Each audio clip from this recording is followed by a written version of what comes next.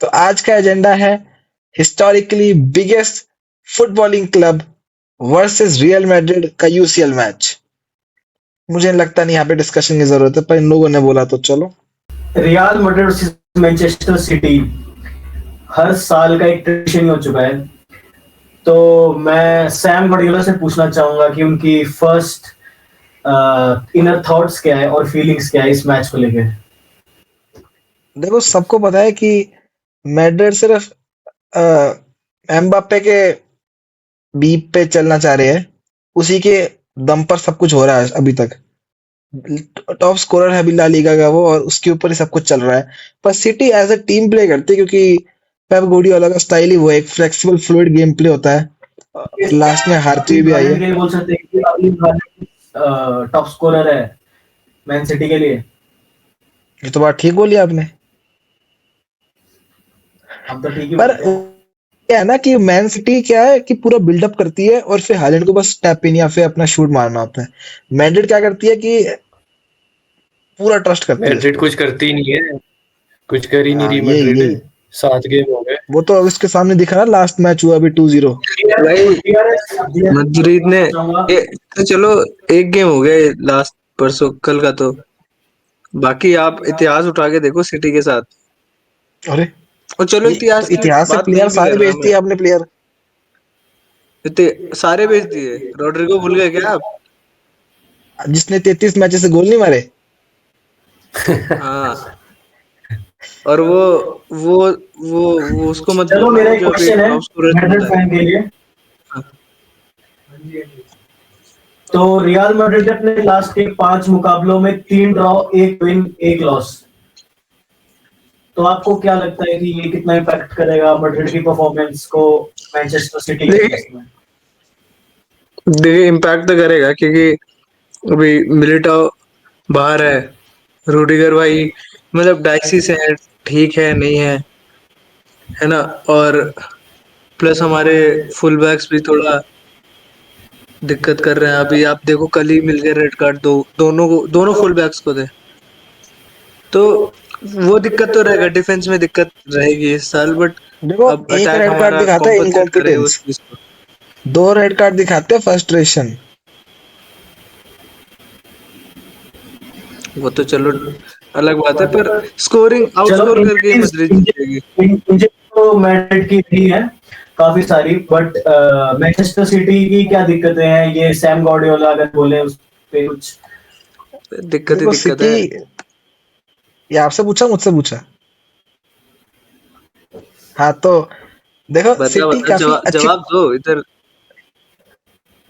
देखो सिटी ने काफी अच्छे प्लेयर्स खरीदे, पर वो काफी सारे चल नहीं पा रहे हैं। हालैंड ही चल रहा है। देखो मैं मानूंगा कि हालैंड ज्यादा स्कोर कर रहा है, हालैंड के बिना नहीं मार पा रहे हम गोल्स।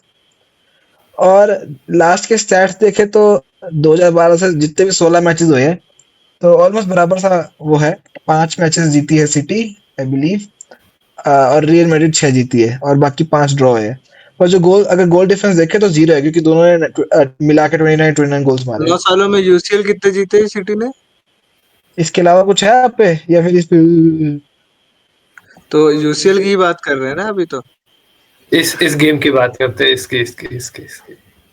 हाँ, अभी आपका ठीक मैड्रिड है। का ये ये घूम फिर के वो यूसीएल गिनाने पे आ जाता है, ये कितने जीते। हाँ, उसके अलावा तो है ही क्या पापा उनकी। का नाम पापा का नाम क्या है? 14 पीछे जर्सी वो यूसीएल। कौन सी ईयर की है? 17 की है, 17 की। अरे पता है इसको, शिट।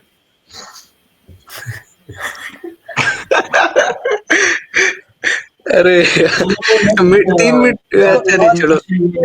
अगर चलो मैं कह रहा हूँ हालैंड, या फिर हालैंड भी ना रहे अगर किसी कारणवश, तो डोकू और फिल फोडन जो क्लच प्लेयर्स है ना भाई, पूरा ट्रस्ट करता हूँ उन पे मैं। Are you sure? अरे तो भाई मैं उनको अपनी बहन बेटियां दे सकता हूँ, इतने श्योर उन पे मैं। मतलब मेटाफर है, मेटाफर समझो। चलो ठीक है, मतलब इस पे हम क्या ही क्वेश्चन कर रहे हैं, अब आगे बढ़ते हैं।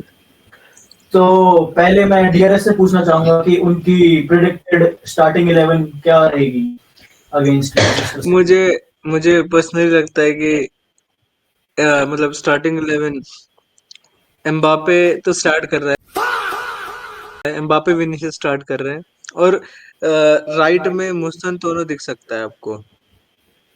मैं खिलाते क्यों नहीं हो भाई उसको? जब से बट उसको पिछले बेंच कुछ किया मैचेस है से तब से तुम्हारा गेम खत्म हो गया है। 7 गेम से बेंच है वो। हाँ, तो नहीं देखिए, जावी उलोंजो ट्राई कर रहा है चीजें। अब वो राइट में मिडफील्ड और फिर नंबर 10 रोल के लिए मतलब आर्दा गुलर और ये बेलिंगम को ट्राई कर रहा है। पर मुस्तन दोनों पे अभी मुझे नहीं लगता उसको इतना ट्रस्ट है, या फिर वो कुछ और वेट कर रहा है। वो तो देख, मैच में ही जब पता तक वो चलेगा। स्टार्ट कर रहा था सारे गेम्स में मैड्रिड अच्छा परफॉर्म कर रही थी, ला लीगा के टॉप पे थी। फिर जब से उसको बेंच किया लास्ट हाँ, 7 में से सिर्फ 2 मैच जीते हैं।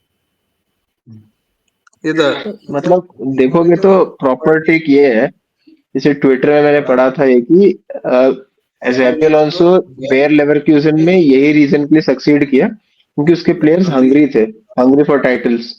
मैड्रिड में क्या है कि लोग खा चुके हैं पूरा, उनको जितना खाना था, जितने टाइटल जीतना था, जीत चुके हैं। और जैसे नए प्लेयर्स जा रहे हैं, मस्टोनियानो, आर्दा गुलर, जैसे एम्बापे, ये तीनों तो यूसीएल जीते नहीं है। अब देखोगे बेस्ट परफॉर्मेंस तो ये भी है, जैसे विनी, विनी का तो बस खुद का ही पड़ा है। मतलब देखोगे तो जोगा विनिटो के फेकनेस का सबसे बड़ा एग्जाम्पल वही है, कुछ करता है नहीं ना वो किया। रोड्रिगो की तो बोलिए बोलिए। जो सीजन खराब चल रहा है लड़के का, पर लड़के ने जीत आके दिए है चीजें, तो भरोसा तो रखना पड़ेगा उस पे। और रही बात ऐसे जावी अलोंसो के साथ, तो बैठ रहा है सिस्टम, थोड़ा पहला ही सीजन है जावी अलोंसो का। तो वही अब, और यूसीएल में मदरिद आप नहीं कह सकते कि कैसा खेलेगी, कभी एकदम से ही अच्छा खेल जाएगी। और अब बाकी पहले बाकी जैसे अब पहला सीजन का ही बात करना है तो फिर हम हैंसी फ्लिक का बात कर ही लेते हैं। डोमेस्टिक ट्रेवल, चलो अब बिना कोई फंड्स के, बिना कोई प्लेयर्स खरीद के, बस कौन सा डैनी ओल्मो खरीदा था कौन उसने। सा I travel? Think Barcelona domestic Barcelona travel. के बारे में डिस्कशन नहीं है ये। इस इस टॉपिक को हम अगले वीडियो में डिस्कस करेंगे। लेकिन अब मैं सैम गॉर्डियो से पूछना चाहूंगा कि मैनचेस्टर सिटी की क्या स्टार्टिंग 11 रहेगी? देखो लास्ट कुछ मैचेस मैचेस में है कि फिल फोर्डन दोनों खेल लेता है, राइट विंग भी खेल लेता है और राइट मिड भी खेल लेता है। तो मुझे लगता है राइट उसको विंग ही खिलाएंगे, बीच में मिड ला सकते हैं अगर चरकी को लाना है सही में। और बीच में सेंटर मिड के अंदर निको गुंजालेस को खिला रहे हैं काफी टाइम से, 2-3 मैचेस हो गए हैं। पर रेनडियर्स आएगा लेफ्ट मिड में, क्योंकि रेनडियर्स देखो बेस्ट साइनिंग है, कह सकते हैं उसको पूरा। रेनडियर्स काफी अच्छा खेल रहा है फॉर्म। डोकू मेरा देखो, डोकू लेफ्ट विंग रहेगा ही रहेगा। और बर्नार्डो सिल्वा को सब इन करेंगे या तो रेनडियर्स की जगह, क्योंकि रेनडियर्स को पूरा मैच नहीं खिलवाते हैं, काफी जगह उसको सब आउट कर देते हैं। और पीछे तो वही ग्वाडियोल, डियाज और ओरियली मारेगा आएंगे, नुनेस है। और फिल ग्वाडियोल का एक गोल फोर्डन को आएगा पक्का, स्क्रीमर। क्योंकि उनको तो आप बैन बेटा देने को तैयार हैं। पर मैं जो आपका राइट बैक है नूनेस, उस पे आप कितना ट्रस्ट करते हैं कि वो किस हद तक विनिशियस जूनियर को रोक पाएगा? देखो वो काला अच्छा भागता है, काफी अच्छा उसमें स्किल्स है। देखो मैं कैंसिल तो नहीं हो जाऊंगा ना, क्योंकि एक मैच देखिए ये तो जो फबीनियो के सामने उसने नटमेग करा था, वो मुझे अभी भी याद है, उस पे गोल हुआ था। मैं ये तो नहीं कहूंगा मैं रोया था, पर मैं काफी सैड था। फेबिनियो। तो फबीनियो आपको देखते नहीं होगे उस फर्डिनियो टाइम। था एक्चुअली में वो, बट आपकी बॉल नॉलेज हमें दिख रही है। फर्डिनियो था। देखो पहली पहली बात, आप इसकी इसकी जो कैंसिल, हाँ, कैंसिल होने वाली जो बात है ना, जो सैम ग्वार्डियोला जी का, आप इतने रिलेवेंट हो ही नहीं सकते मैन सिटी फैन बन के कि आप कैंसिल हो जाए। और सीधी सीधी बात ये है ना, मैं तो ये मेरे दूसरे अर्जेंटीनियन स्लैश बार्सिलोना फैन से पूछना चाहता हूँ कि अगर ये मैन सिटी मैच हार गई या ड्रॉ कर गई, क्या उनके लिए ह्यूमिलिएशन होगा ये वाली मैड्रिड वाली साइड से हारना? देखो मैड्रिड हिस्टोरिकली इतना ग्रेट क्लब है कि अगर आप उससे हारते हो तो ह्यूमिलिएशन तो नहीं होगा। पर इस टाइम पे सिटी के पास बहुत अच्छा चांस है कि वो अपने आप को वापस बैक ऑन ट्रैक लेके आए। 3 बैक टू बैक गेम्स जीते उन्होंने और एक स्टेटमेंट विक्ट्री दे मैड्रिड के अगेंस्ट 3-0 4-0 कि वो वापस पीएल कंटेंडर्स है। जो कि आर्सेनल काफी टाइम से टॉप पे चल रही है और सबको लग रहा है कि इस साल वो टाइटल के साथ भाग जाएंगे वापस। पर ये बहुत अच्छा चांस है सिटी के पास अपनी अथॉरिटी वापस स्टैब्लिश करने का मैड्रिड के अगेंस्ट, क्योंकि मैड्रिड की साइड काफी वीक है। मैड्रिड की साइड काफी वीक है, बट मैच भी सेंटियागो बर्नाब्यू में है, तो Doesn't वो matter। उन पे एडवांटेज तो रहेगा ही ऑब्वियसली। वो क्लोज रूफ में खेलेंगे और वो फिर वही बकचोदी पिछले करेंगे, हाँ उससे कोई फर्क नहीं पड़ता। वो पिछले सीजन नहीं हम नहीं देख नहीं लिए थे वरना कि 90 minutes is very long in Santiago Bernabeu. 90 minutes under the roof.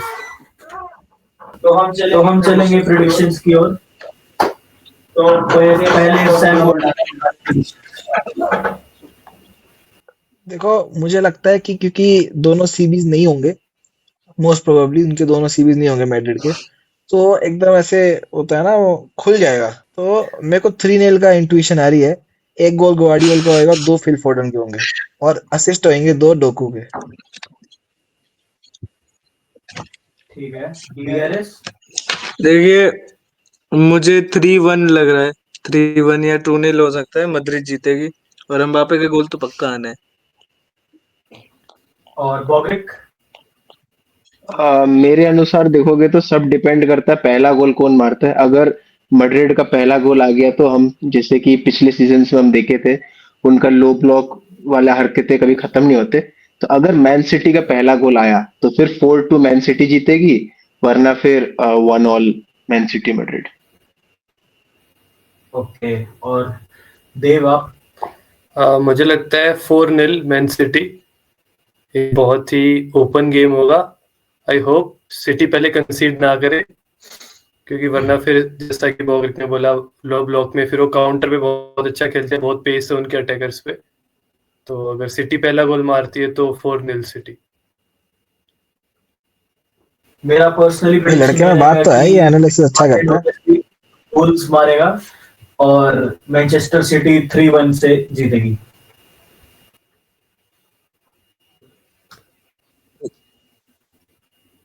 बता रहा हूँ, ये जो आप देखो चारों लोगों ने बोला है कि सिटी जीतेगी, चारों ने। मैं बता रहा हूँ मैच के बाद देखना, आप सब बोलोगे कि एम्बापे ने फाड़ दिया। आप पहले पुराने मैचेस देखो अपने। 2-0 सेल्टा विगो से जो आप 11th पे थी। सेल्टा विगो को मैंने नाम ही गलत सुना है।